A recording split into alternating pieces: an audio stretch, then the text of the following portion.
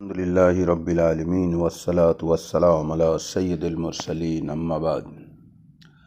حضرات، مسلمانوں کی بڑی تعداد جو گناہوں میں ڈوبی ہوئی ہے اور کریٹیو سوچ نہیں رکھتے، اس کی بڑی وجہ دو چیزیں ہیں۔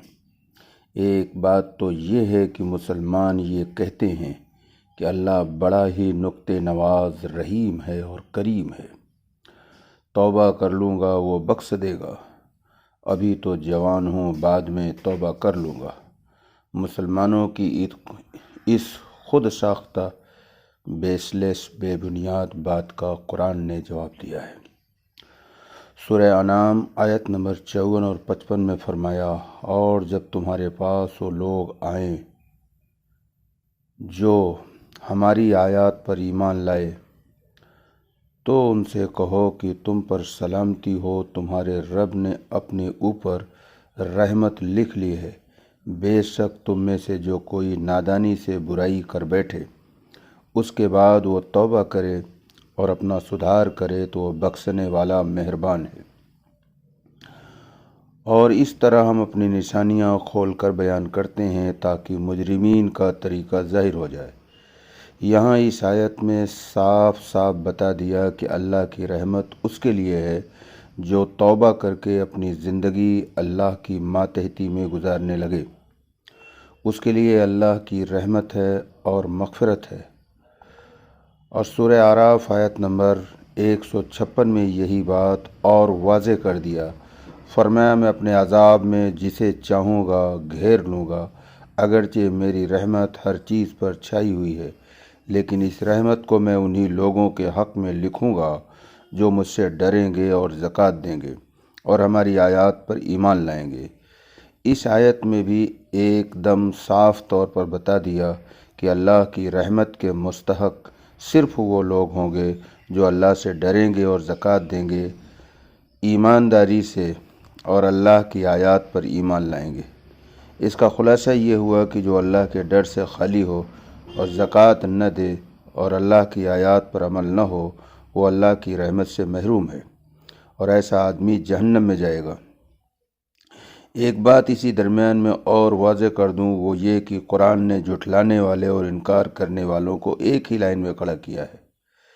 معافی سے متعلق سورہ نساء آیت نمبر 17-18 میں بہت صاف طور پر واضح کر دیا ہے کہ کن لوگوں کی توبہ قبول ہوگی اور کن لوگوں کی توبہ قبول نہیں ہوگی۔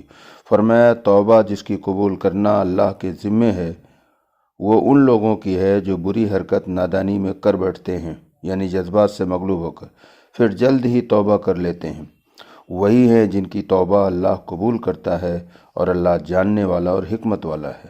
اب 18 نمبر کی آیت میں فرمایا ایسے لوگوں کی توبہ قبول نہیں ہے جو برابر گناہ کرتے رہیں یہاں تک کہ جب موت ان میں سے کسی کے سامنے آ جائے تب وہ کہے کہ اب میں توبہ کرتا ہوں، اور نہ ان لوگوں کی توبہ ہے جو اس حال میں مرتے ہیں کہ وہ کافر ہیں، ان کے لیے ہم نے دردناک عذاب تیار کر رکھا ہے۔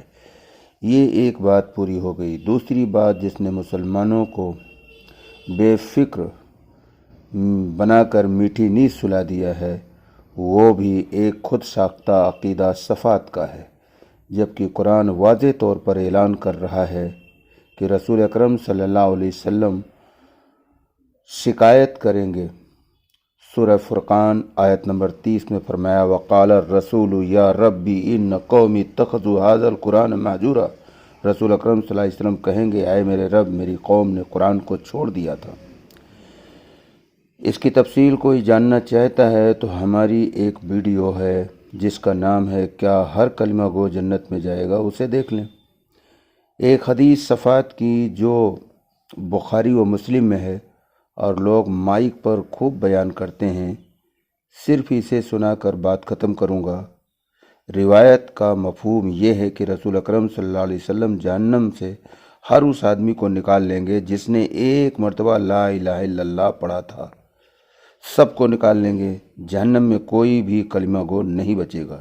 اس کے فوراً بعد اسی بخاری مسلم میں دوسری حدیث آتی ہے کہ اس کے بعد صدیقین اور شہداء اور صالحین جائیں گے، وہ جہنم سے لوگوں کو نکال کر لائیں گے۔ سوال یہ ہے جب نبی کریم صلی اللہ علیہ وسلم نے سب کو نکال لیا تھا، وہاں کوئی بچا ہی نہیں تھا، تو پھر یہ صدیقین اور صالحین اور شہداء کسے نکال رہے ہیں؟ یہ تضاد ہے، یہ برودھاباس ہے، یہ کنٹراڈکشن ہے۔ نبی کی بات میں تضاد نہیں ہوتا ہے، اس کا مطلب یہ نبی کی بات نہیں، نبی کے نام سے داخل کی گئی ہے۔ دوسری ایک بنیادی بات ہے کہ جو بھی حدیث، چاہے وہ بخاری ہو چاہے وہ مسلم کی حدیث ہو، قرآن کی آیت کے خلاف ہے تو سیدھا صاف ہے کہ وہ نبی کی بات نہیں ہے، یہ نبی کے نام سے داخل کیا گیا ہے۔ اس اصول کو لوگ سامنے رکھیں کہ قرآن کے مطابق جو حدیث ہوگی وہ لے لی جائے گی، اور جو قرآن کے خلاف حدیث ہوگی اس حدیث کو چھوڑ دیا جائے گا، اور یہ سمجھ لیا جائے گا کہ یہ حدیث میرے نبی کی نہیں بلکہ نبی کے نام سے داخل کر دی گئی ہے۔ اللہ ہم سب کو سمجھ عطا فرمائے اور قرآن کا فہم عطا فرمائے۔ حقیقی دین تبھی آئے گا جب لوگ قرآن کو سمجھیں۔ خاص طور سے ہندوستان میں تذکیر القرآن نام کی جو تفسیر ہے، یہ بہت مختصر اور بہت ہی واضح ہے اور آسان انداز میں لکھی گئی ہے، اس کو درجہ 2 کا بچہ بھی سمجھ سکتا ہے۔